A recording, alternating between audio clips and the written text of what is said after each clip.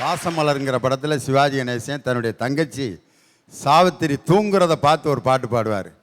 மலர்களை போல் தங்கை உறங்குகிறாள், அண்ணன் வாழ வைப்பான் என்று அமைதி கொண்டாள். கலைந்திடும் கனவுகள் அவள் படைத்தாள், அண்ணன் கற்பனை தேரினில் பறந்து சென்றாள். மலர்களை போல் தங்கை உறங்குகிறாள், அண்ணன் வாழ வைப்பான் என்று அமைதி கொண்டாள் அப்படின்னு ஒரு அண்ணன் தங்கச்சி தூங்குறத பார்த்து ரசித்து பாடுறது. கலைந்திடும் கனவுகள் அவள் படைத்தால், அண்ணன் கற்பனை தேரினில் பறந்து சென்றான். இப்படி தான் ஒரு அப்பா வீட்டில் இருந்திருக்காரு. மக தன்னுடைய பாட புஸ்தகத்தில் இருக்க கலர் காகிதத்தெல்லாம் எடுத்து ஒரு பென்சில் பாக்ஸில் அப்படியே ஒட்டிக்கிட்டே இருந்தா. அவங்க அப்பா ஏய் அறிவு இருக்கா, பாட புஸ்தகத்தில் இருக்க கலர் பேப்பர் எடுத்து பென்சில் பாக்ஸில் ஒட்டிக்கிட்டு இருக்க, கிளிப்பி அனிமே உன்னைய அப்படின்னு அடிக்க போனார். இல்லைப்பா அப்படின்ட்டு எல்லா கலர் பேப்பர்லாம் ஒட்டிட்டு அவங்க அப்பாட்ட போய் அந்த பாக்ஸை கொடுத்து ஹாப்பி பர்த்டே டாடி அப்படின்னு. அன்னைக்கு அவங்க அப்பாவுக்கு பிறந்த நாள். அவங்க அப்பா ஐயோ பர்த்டே நமக்கே மறந்து போச்சே, நம்ம பிள்ளை நம்ம பிறந்த நாளை நினச்சி இந்த கலர் காகிதம் ஒட்டி நம்மளுக்கு ப்ரைஸ் கொடுத்துருக்காளேன்ட்டு வாங்கி பென்சில் பாக்ஸை திறக்கிறாரு. உள்ளே ஒன்றுமே இல்லை, வெறும் டப்பா. நீ என்ன பிறந்த நாள் அன்னைக்கு இப்படி என்ன ஏமாற்றி விட்ட, நான் போகிற காரியம் விளங்குமா, வெறும் பாக்ஸை கொடுத்துருக்கேன், நீலாம் ஒரு பிள்ளையா அப்படின்னு திட்டிருக்காரு. நல்லா பாருங்க டேடி அப்படின்னு அந்த பாக்ஸுக்கு கீழே ஸ்கெட்சில் எழுதிருந்துச்சு அந்த பிள்ளை, 1000 kisses to my daddy அப்படின்ட்டு. உடனே அந்த வார்த்தையை பார்த்துட்டு மகளை அள்ளி அப்படியே அணைச்சுப்பா என்ன எழுதினாலும் அந்த முத்தத்தை அவங்க அப்பா திருப்பி அவளுக்கு கொடுத்தாரு. அந்த பிள்ளை ஒரு வைர மோதிரம் அவங்க அப்பாவுக்கு வாங்கி கொடுத்துருந்தா கூட அந்த தந்தை இவ்வளவு மகிழ்ச்சியாக இருந்திருக்க மாட்டார். ஒரு பெண் நிம்மதியாகவும் மகிழ்ச்சியாகவும் இருப்பது எந்த நிலையில்? மகளாக, மனைவியாக, தாயாக. எங்களோட மேரேஜ் லவ் மேரேஜ். என் ஹஸ்பண்ட் வீட்டில் எல்லாரும் செய்வோம், நான் அசைவோம். அன்னைக்கு என் ஹஸ்பண்ட் ஆஃபீஸ்க்கு லீவ் போட்டு மத்தியானமே வீட்டில் இருக்கவங்கள விரைச்சி அடிச்சிட்டாரு. நான் உள்ளே போகிறேன், என்ட்ரன்ஸில் மீன் குழம்பு வாசனை அடிக்கி. ஏன் மச்சான் எதுக்காக எனக்கு மீன் குழம்பு வச்சுட்டு வந்தீங்க, நம்ம வீட்டுக்கு தெரிஞ்சா என்ன ஆகும் அப்படின்னு கேட்டேன். நான் ரொம்ப டைலாக்காக விட்டேன். என் மனுஷன் விஷயத்தில் ஆஃப் பண்ணி போட்டார், சுவிட்ச் ஆஃப் பண்ணிட்டாரு. நான் உன்னில் பாதி அம்மான்ட்டாரு. ஸோ அந்த இடத்துல தான் நான் மனைவியா மகிழ்ச்சியா இருந்தது. நித்த நித்த நெல்லு சோறு நெய் மடக்கும் கத்தரிக்கா, நெத்து வச்ச மீன் குழம்பு என்ன இழுக்குதையா, நெஞ்சுக்குள்ள உங்க நினப்பு என்ன மயக்குதையா. ஸோ இந்த இடத்துல நான் சந்தோஷமா இருந்தது. ஒரு பெண்ணு பிரெக்னென்ட் ஆகி அம்மா வீட்டுக்கு வளகாப்பு முடிச்சு போகும்போது எந்த ஹஸ்பண்டும் கூட அனுப்ப மாட்டாங்க. ஏன் ஹஸ்பண்ட் தான் என்னை விட்டு ஒரு நாள் கூட பிரிஞ்சிருக்க மாட்டாரு. போகும்போது சரிம்மா டாட்டாம்மா பாய்மான்னாரு. அப்போ நினச்சேன் மனசு ஏதோ பிளான் போடுறியான்னு. போகிறேன் என் வீட்டில் ஆரத்தி எடுக்கிறது என் ஹஸ்பண்டு தான். என்னங்க ஆஃபீஸ் போலையா அப்படின்னு கேட்டேன். ஒரே வார்த்தையில் சொல்லிட்டாரு, உடலும் உள்ளத்திலும் பாதியை இங்கே விட்டு நான் ஆஃபீஸில் போய் என்னம்மா பண்ண போகிறேன். அவர் சொல்றது என்னமோ ஈஸியா சொல்லி போட்டாரு. சுத்தி நின்னவங்க என்ன ஃபோக்கஸ் பண்ணி விட்டாங்க, முக செக்க சாந்து வச்சு. சோ இந்த இடத்துல தான் நான் மனைவியா மகிழ்ச்சியா இருந்த சந்தோஷம். பிள்ளைலாம் பிறந்துருச்சு, வீட்டுக்கு வந்துட்டோம். பேரண்டோட எங்க வீட்டுக்கு வந்தோம். வந்ததுக்கு அப்புறம் ஏதோ ஒரு விஷயத்தை பார்த்து என்னோட பேரண்டோட நான் வந்துச்சு. ரொம்ப ஃபீல் ஆயிட்டேன். மனுஷன் டக்குன்னு கட்டி பிடிச்சிட்டாரு. என்னங்க அப்படின்னு இந்த கமல் சார் கூட ஒரு படத்துல கட்டி பிடிப்பார்ல, கட்டிப்பிடி வைத்தியம், அந்த மாதிரி இருந்துச்சு. நானும் என் ஹஸ்பண்டும் ஒரு ரூம்ல உட்காந்துருந்தோம். பொண்டாட்டினாரு. நானும் என்னங்க அப்படின்னு பொண்டாட்டி பொண்டாட்டி பொண்டாட்டி 3 தடவை கூப்பிட்டாரு. இந்த மனுஷனுக்கு கிறுக்கு பிடிச்சி போச்சா, லூசு பிடிச்சி போச்சான்னு சொல்லிட்டு நான் ரொம்ப பதறி போய் திருப்பியும் அதே வேட சொல்ல ஆரம்பிக்கவும், சென்னடா அப்படின்னு சொல்லி படக்குன்னு கேட்டுவிட்டேன். மாமி உன்ட்டு ஒன்று கேட்கணும் சொல்றியாம்மா அப்படின்னாரு. சரி சொல்லுங்க அப்படின்னு. நீ ரொம்ப அழகா இருக்கனாரு. சரி வேற? அவர் அதை சொல்ல வரல. இல்லை ஃப்ரெண்ட்ஸோட பார்ட்டியில் போய் பியர் அடிக்கணும் அப்படின்னாரு. தப்ப கூட ஏன்ட்டதாங்க கேட்டு செய்வாரு. அந்த இடத்துல தான் நான் ஒரு மனைவியா மகிழ்ச்சியா ஃபீல் பண்ணது. அழகான கணவன் அன்பான துணைவன் அமைந்தாலை பேரின்பமே, மடி மீது துயில சரசங்கள் பயில மோகங்கள் ஆரம்பமே. என் பேரண்டோட வீட்டுல போடுவாங்க திருவிழா அப்ப. வீட்டுல ஒருமையா இருக்க மாட்டேன், நான் தூங்கிக்கிட்டு இருப்பேன். நான் நடக்கிறது எனக்கு பேய் நடக்கிற மாதிரி இருக்கும். என் ஹஸ்பண்டோட வீட்டுல அவர் கையால என் காலில் மாட்டி விடும் போது எந்த பேயும் என்ன டிஸ்டர்ப் பண்ணாது. கணவன் என்பவன் சலங்கையில் உள்ள வளையத்தை போன்றவன், மனைவி என்பவள் அதில் உள்ள முத்தை போன்றவள். இரண்டும் சேர்ந்தால்தான் நாங்க ஒளி. நானும் என் ஹஸ்பண்ட் அவரோட ஃப்ரெண்டோட மேரேஜ் போயிருந்தோம். ஃப்ரெண்டு அப்படியே ஒரு க்ளோஸ் ஃப்ரெண்டு. நான் போய் மணப்பெண்ணோட போய் உக்காந்துக்கிட்டேன். நம்மளுக்கு அங்கே வேற என்ன வேலை இருக்க போகுது, அந்த பொண்ணோட தான் இருக்கணும். என் ஹஸ்பண்ட் அங்கிட்டு இங்கிட்டு வராது, சுத்தி வராரு, கீர்த்து சுவாரஸ் மாதிரிலாம் கண்ணெல்லாம் அடிக்காரு. மனுஷன் பார்க்குறான்னு தெரிஞ்சு வச்சு. அப்போ ஃப்ரெண்ட்ஸ் எல்லாம் கேட்டிருக்காங்க, என்னடா மாப்பிள்ள பொண்டாட்டியா சைட் அடிக்கிறியா அப்படின்ட்டு. ரொம்ப கலாய்ச்சிருப்பாங்க போல. வீட்டில் வந்தாரு, ஏமாமாமாமாமாமாமான்னாரு. என்னங்க அப்படின்னு. நீ ஏமா என்ன பார்க்கல, ஒரு தடவை பார்த்துருந்தா அப்பளே பேர் பண்ணலாமா அப்படின்னு. யார் சொன்னா நான் பார்க்கல, நான் தான் பார்த்தனே அப்படின்னாரு. நானும் பார்த்தனே. எதை? நீ அங்க பார்த்தத. என்கிட்ட இருந்து என் ஹஸ்பண்ட் ஒவ்வொரு விஷயத்தையும் போட்டு வாங்குவாரு. இந்த இடத்துல தான் நான் மகிழ்ச்சியா இருந்த தருணம். கணவன் என்பவன் கிரிக்கெட் மட்டை போல, மனைவி என்பவள் பந்து போல. இரண்டும் சேர்ந்தால் தான் அங்கே சிக்ஸர், இல்லைன்னா கிளீன் போடாய் கீழே அடக்குமியா. ஒரு அப்பா ஒரு பொண்ணுயாம். அந்த பொண்ணு சாவுக்கு முன்னாடி டான்ஸ் ஆடிட்டு இருந்த பொண்ணுயாம். தான் குழந்தை தான் பொண்ணு தெருவுலையே ஆடிருமோன்னு ரொம்ப வருத்தப்பட்டேன். ஏன் தெரியுங்களா? அந்த பொண்ணு ஆடி 500 ரூபாய் 600 ரூபாய் கொடுக்குறப்ப வலிக்கும். ஏன்னா அந்த பொண்ணு தெருவில் ஆடிட்டு வந்து கொடுக்குறா அப்படின்னு சொல்லிட்டு. அந்த பிள்ளைக்கு ஒரு நாள் நடன மேடை கிடைச்சிச்சியாம். 1000 பேர் 1,00,000 பேர் பார்த்துட்டு இருக்கிறப்ப எனக்கு நிகர் யாராவது வந்து ஆடுங்கடான்னு சொன்னாயா அந்த பொண்ணு. யாரும் வரலை. அப்போ அந்த தாயும் தந்தையும் மேடை ஏறி அந்த மேடையை தொட்டு கும்பிட்டாய் அந்த 1,00,000 பேருக்கு முன்னாடி. எவ்வளவு சந்தோஷம் தெரியுமா?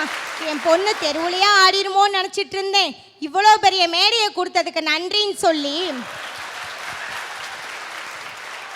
அந்த பொண்ணும் 1,00,000 பேருக்கு முன்னாடி அம்மா அப்பா காலில் விழுந்த ஆசீர்வாதம் வாங்குது. அவ்வளவு சந்தோஷங்கய்யா அந்த தாயா இருந்தவளுக்கு.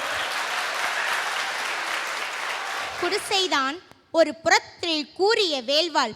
வரிசையாய் அமைந்திருக்கும் வையத்தை பிடிப்பதற்கும் வெம்பகை முடிப்பதற்கும் வடித்து வைத்த படைக்களம் போல் மின்னும் மிளிரும் புலியின் குகையினிலே அழகில்லை புதுமை என்று கிளியும் மெய்சிலிருக்கும் கீழிறங்கும் தன்மையும் தலை காட்டாம். மானத்தின் உறைவிடம் மறவன் மாளிகை. இல்லத்து வாயினிலே கிண்ணத்து சோற்றோடு வெள்ளத்தை சிறிது கலந்து வயிற்றுக்குள் வழியனுப்ப பொக்கை வாய்தனை திறந்து பிடி அன்னம் எடுத்து போட்டாள் பெருநரை கிழவி ஒருத்தி. ஓடி வந்தான் ஒரு வீரன், ஒரு செய்தி பாட்டி என்றான். ஆடி வந்த சிறுமி போல் பெரும் மூச்சு வாங்குகின்றாயே ஆண்மகனானி தம்பி, மூச்சுக்கு மூச்சு இடைவேளை ஏற்படுத்தும், பின் உன் பேச்சுக்கு தொடக்கம் செய் என்றால் அந்த கிண்டலுக்கு பேர் போன கிழத்து தமிழச்சி. வேடிக்கை நேரம் இதுவல்ல பாட்டி, உன் வாடிக்கை கேளியை விட்டுவிடு, மடிந்தான் உன் மகன் களத்தில் என்றான். மனம் ஒடிந்து நிமிந்தால் தாய்க்கிழவி ஒரு முறை. தாயம் ஆடுகையில் காய்களை வெட்டுவதுண்டு, களமும் அதுதான். காயம் மார்பிலாம் முதுகிலாம் களருவாய் என்றால் முதுகில் என்றான். கிழவி துடித்தனள், இதயம் வெடித்தனள், வாளை எடுத்தனள், முள ஒலித்த திக்கை நோக்கி முடுக்கினாள் வேகம். கோழைக்கு பால் கொடுத்தேன், குப்புற வீழ்ந்து கிடைக்கும் மோளைக்கு பெயர் போர் வீரனாம். முன்பொரு நாள் பாய்ந்து வந்த ஈட்டிக்கு பதில் சொல்ல சாய்ந்து கிடந்தார் என் சாகாத கண்ணாளர். அவருக்கு பிறந்தானா? அடடா, மானம் எங்கே? குட்டி சுவருக்கும் கீழாக வீழ்ந்து பட்டான். இமய வரம்பினிலே வீரம் சிரிக்கும், இங்கு வீணை நரம்பினிலே இசை துடிக்கும். அதுவும் மானம் மானம் என்றே ஒலிக்கும். மகன் பிறந்த போதும் மகிழ்ச்சிக்கு எல்லை உண்டு. அவன் இறந்து கிடந்தான் ஈட்டிக்கு மார்பு காட்டி. இதை கண்டால் இதயம் குளிர்ந்தான். கருத்தெறிய போய் சொன்ன கயவன் எங்கே? வாள் இங்கே, அவன் நாக்கெங்கே? எவ்வளவு ஒரு அருமையான வரிகள் தெரியுமாயா? தான் மகே செத்து கிடக்கிறேன் கூட தெரியாம வீர மரணம் அடைஞ்சுட்டான் ஒரு தாய் மாறு தட்டுறா. இந்த இடத்துலதான் அந்த தாய் சந்தோஷமா இருக்காம். ஐயா, சின்ன வயசுல நம்ம சிரட்டையில சோறு பொங்கி 4 நண்பர்களை கூப்பிட்டு உங்க வீட்டுல இருந்து கத்திரிக்காய் எடுத்துட்டு வா, உங்க வீட்டுல இருந்து முருங்கைக்காய் எடுத்துட்டு வா அப்படின்னு சொல்லி அந்த சிரட்டையில சோறு பொங்கி 4 நண்பர்கள் உட்காந்து பகிர்ந்து சாப்பிட்டு உனக்கு போதுமா உனக்கு போதுமான்னு கேட்டு வயிறார சாப்பிட்டது இவ்வளவுதான் சாப்பிட்டுருப்போம். உனக்கு போதுமான்னு வயிறார சாப்பிட்டு 1 ரூபாய் எடுத்துட்டு போய் குச்சி மிட்டாய் வாங்கி அதை 4 பேர் நக்கி சாப்பிட்ற சாப்பாட்டுக்கு ரோட்ல வரம் போய் நின்றுக்கிட்டு போறவங்க யாருன்னே தெரியாது. ஆனாலும் தன்னோட அப்பா போற மாதிரி, சித்தப்பா போற மாதிரி, மாமா போற மாதிரி டாட்டா டாட்டான்னு காட்டுவோமே, அந்த மாதிரி சின்ன வயசு மகள் பருவத்தை நம்மளால எப்படி மறக்க முடியாதோ அது மாதிரி இங்க இருக்கிற மகள் பருவத்தை எப்பவும் மறக்க முடியாதியா? இப்ப ஒரு மகள் போய் தன்னோட அப்பா கிட்ட சகஜமா என்னன்னாலும் பேசலாம், என்னன்னாலும் கேட்கலாம். அவங்களோட காதலை கூட பத்தி கேட்கலாம். அன்புள்ள அப்பா என்னப்பா உங்கள் காதல் கதையை கேட்டால் தப்பா? பொல்லாத பெண்ணப்பா. நீங்கள் அம்மாவை பார்த்தது எப்போது?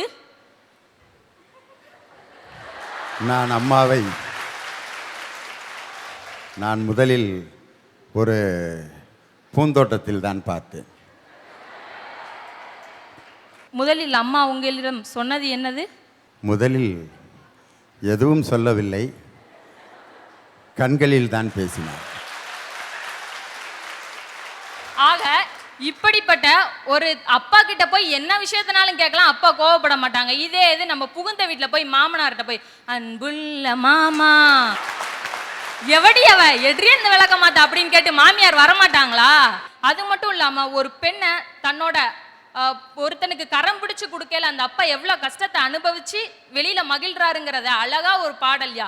மலர் என்ற உறவு பறிக்கும் வரை, மகள் என்ற உறவு கொடுக்கும் வரை, உறவொன்று வருவதில் மகிழ்ந்து விட்டேன், உயிரொன்று பிரிவதில் அழுது விட்டேன், எந்தன் வீட்டு கன்று இன்று எட்டி எட்டி போகிறது, கண்களோரம் கண்ணீர் வந்து எட்டி எட்டி பார்க்கிறது, இமைகள் அதை மறுக்கிறது அப்படின்னு தன்னோட உள்ளக்கையே கஷ்டம் இருந்தாலும் அதை வெளிப்படுத்திக்காம வெளியில சிரிச்சுக்கிட்டு இருப்பாரியா அந்த இடத்துல.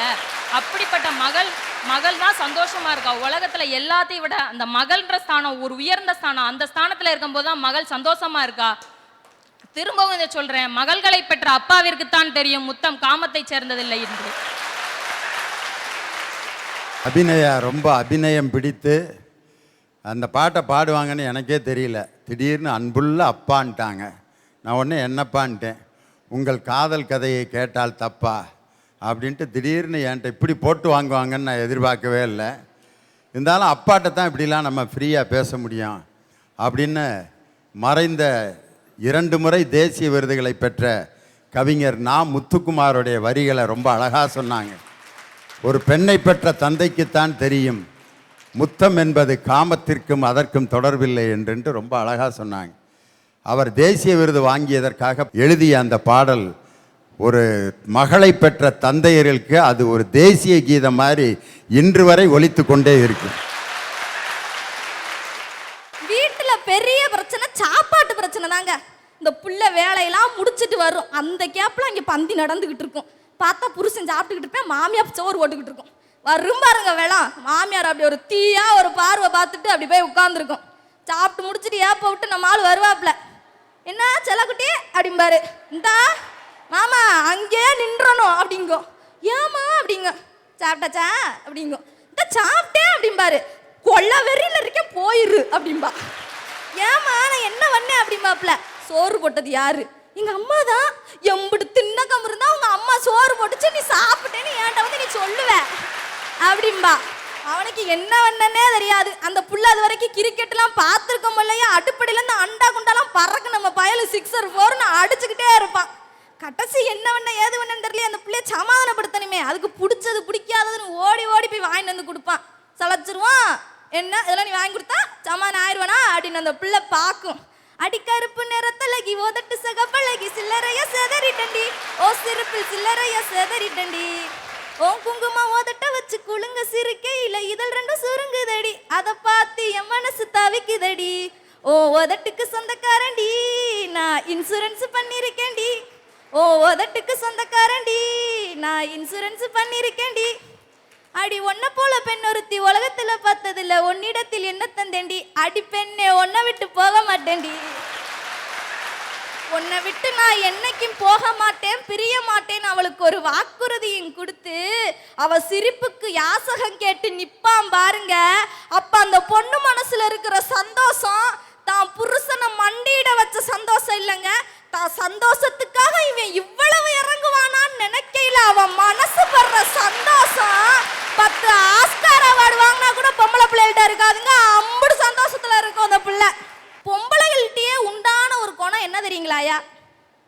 பொறாமை. இந்த பொறாமப்படுற பொம்பளையெல்லாம் பார்க்க முடியாது. ஆனா புருஷனுக்காக பொறாமப்படுற பொம்பளைகளை பார்க்காம இருக்க முடியாதுயா. அம்மட்ட அழகு. இந்த பொம்பளை பிள்ளை பிறந்த வீடுகளில் பார்த்தா தெரியும். அந்த பொம்பளை பிள்ளைனாலே ஐயா சொன்ன மாதிரி அப்பா கூட அம்புடு க்ளோஸாக இருக்குங்க. உனக்கு யாருக்கு தான் பிடிக்கும்னா ஐ லவ் மீ டாடி அப்படிங்குங்க. அதுகளுக்கு அது வந்து அப்பா தான் பிடிக்கும். ஆம்பளை பிள்ளைகளுக்கு அம்மா பிடிக்கிற மாதிரி பொம்பளை பிள்ளைகளுக்கு அப்பா தான் பிடிக்கும். அது வரைக்கும் அந்த பயவளை என்ன செய்யும், அங்கே கிடக்கிற தட்டை எடுத்து அப்படி வைக்காது. இங்கே கிடக்கிற கர்ச்சிப்பை கூட தூக்கி இப்படி போடாது. அம்மா சொன்னால் வே அப்படின்ட்டு போயிடும். திடீர்னு அதுக்கு வேலை பார்க்கணும்னு தோணும். ஏன்னா அதுவும் பொம்பளை பிள்ளை தானே, எனக்காச்சும் ஒரு நாள் தோணணும். அப்படி தோணையில் முதல்ல கை வைக்கிறது அவங்க அப்பா வேலையில தான் இருக்கும். ஆனால் அது அவங்க அம்மாவோட வேலையாக இருக்கும். எப்பா நான் உங்களுக்கு சட்டை அயன் பண்ணி தரேன்ப்பா, நீங்கள் என்ன சட்டை போடணும் நான் சொல்கிறேன்ப்பா, உங்களுக்கு நான் தான்ப்பா சாப்பாடு போடுவேன் அப்படிங்கும். சாயந்தரம் ஆனால் அவங்க அம்மா வர்றதுக்குள்ளே அப்படி ஓடி போய் அவங்க அம்மாவுக்கு முன்னாடி நிற்கும். அவங்க அப்பா வண்டி முன்னாடி அவங்க அம்மா அப்படி பார்க்கும், எல்லாம் நேரம் அப்படின்ட்டு உள்ளே போயிடும். இப்படி இந்த பிள்ளை இழுத்து இழுத்து வேலை பார்க்கும்போது அண்டா குண்டாலும் அங்கே பறந்துக்கிட்டு இருக்கோம்.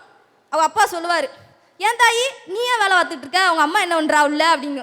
இந்த கூப்பிட்றேன்ப்பா அப்படின்ட்டு அதுக்கு ஒரு பெருமை. அது என்ன நினச்சிக்கிட்டு இருக்கு, நம்ம அப்பாவுக்கு அம்புட்டு பாசம் நம்ம மேலேன்ட்டு சொன்னோன்னு அவங்க அம்மா அப்படி ஒரு பார்வை பார்க்கும். பார்த்தில எங்கள் அப்பாவுக்கு என் மேலே எம்புட்டு பாசம்னு அப்படின்ட்டு போகும். அப்போ பாருங்க அந்த கணவன் அந்த மனைவியை பார்ப்பான். 60 ஆயிருச்சு, மணி விழா முடிஞ்சிருச்சு, ஆனாலும் லவ் ஜோடி தான். 20 ஆரம்பிச்சோம், இன்னமும் முடியலையே நம்மோட லவ் ஸ்டோரி தான். அந்த கணவன் அந்த மனைவியை பார்க்கையில அவங்க 2 பேருக்கும் நடுவில் ஒரு காதல் பரிமாற்றம் நடக்கும் பாருங்க. அந்த கணவனுக்கு தான் வேலையை தான் பொண்டாட்டி செஞ்சாதான் பிடிக்கும். அந்த பொண்டாட்டிக்கு தான் புருஷ வேலையை தான் செஞ்சாதான் பிடிக்கும். அவ்வளோ ஒரு சந்தோஷங்க, உரிமையை மீட்டெடுத்த சந்தோஷங்க. அப்ப மனைவிங்கிற ஸ்தானத்துல தான் அவ அவ்வளவு சந்தோஷமா இருந்தா. பொண்டாட்டிங்கிறவ கண்ணாடி மாதிரி. புருஷன் சிரிச்சு பார்த்தா சிரிப்பா, அவன் அழுது பார்த்தா அழுவா. ஆனா அவன் உடைஞ்சு பார்க்கல உடைவான்னு நினைக்கிறீங்களா? அவனை தேத்தி நமக்காகவும் நம்ம குழந்தைகளுக்காகவும் நீங்க முன்னேறணும்னு சொல்லி வாழ்க்கைப்படியில முன்னேற்றி விடையில அவன் கையை பிடிச்சு முன்னேற்றப்படி ஏத்தி விடுவாயா? அவன் சின்ன பிள்ளையில அடி எடுத்து வைக்கல அவன் அம்மா அடைஞ்ச சந்தோஷத்தை விட அவன் வாழ்க்கைப்படியில அடி எடுத்து வைக்கல ரொம்ப சந்தோஷப்படுறதுல பொண்டாட்டியா தான் இருப்பா. அதனாலதான் சொல்றேன், பொண்டாட்டி